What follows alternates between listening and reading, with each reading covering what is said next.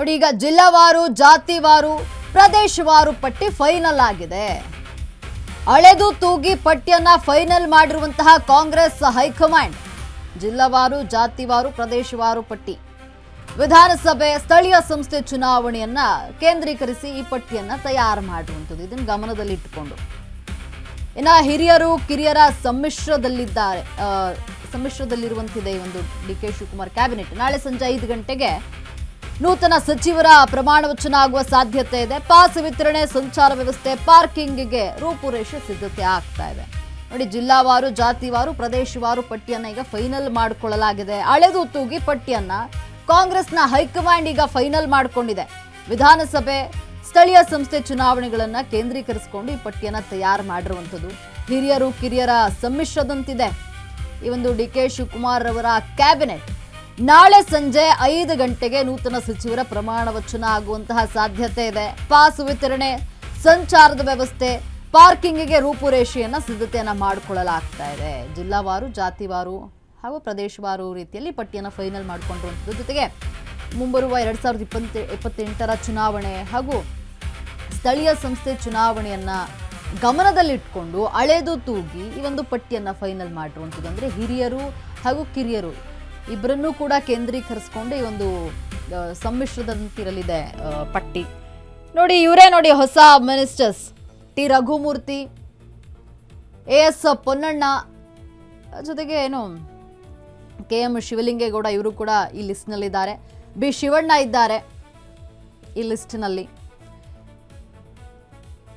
ಇನ್ನು ಯಶವಂತರಾಯಗೌಡ ಪಾಟೀಲ್ ಇಂಡಿ ಕ್ಷೇತ್ರದಲ್ಲಿ. ಇನ್ನು ಅಪ್ಪಾಜಿ ನಾಡಗೌಡ ಇವರು ಕೂಡ ಈ ಲಿಸ್ಟ್ನಲ್ಲಿದ್ದಾರೆ. ಅಜಯ್ ಸಿಂಗ್,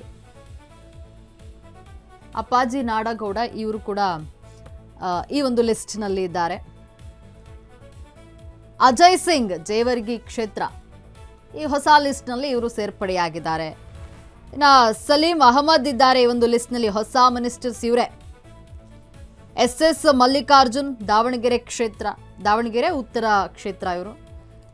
ಇನ್ನು ಲಕ್ಷ್ಮಣ್ ಸವದಿ ಇದ್ದಾರೆ.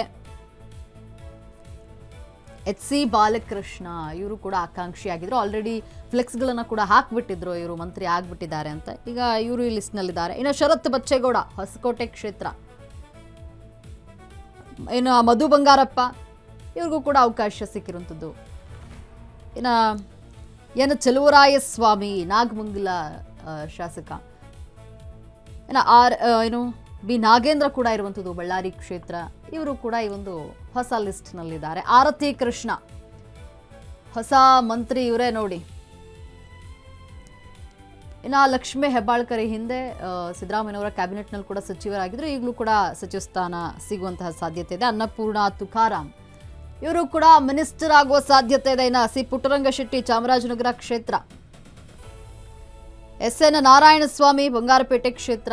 ಇವ್ರಿಗೂ ಕೂಡ ಈಗ ಮಂತ್ರಿಗಿರಿ ಒಲಿಯುವಂತಹ ಸಾಧ್ಯತೆ ಇದೆ. ಇನ್ನು ಬಸವರಾಜ ರಾಯರೆಡ್ಡಿ ಇವರು ಕೂಡ ಹೊಸ ಮಂತ್ರಿ ಆಗ್ತಿದ್ದಾರೆ. ತನ್ವೀರ್ ಸೇಠ್ ಹಿರಿಯ ನಾಯಕರಾಗಿದ್ದಾರೆ. ನರಸಿಂಹರಾಜ ಕ್ಷೇತ್ರದ ಶಾಸಕ ತನ್ವೀರ್ ಸೇಠ್. ಇನ್ನು ರಿಜ್ವಾನ್ ಅರ್ಷದ್, ಶಿವಾಜಿನಗರ ಕ್ಷೇತ್ರದ ಶಾಸಕ.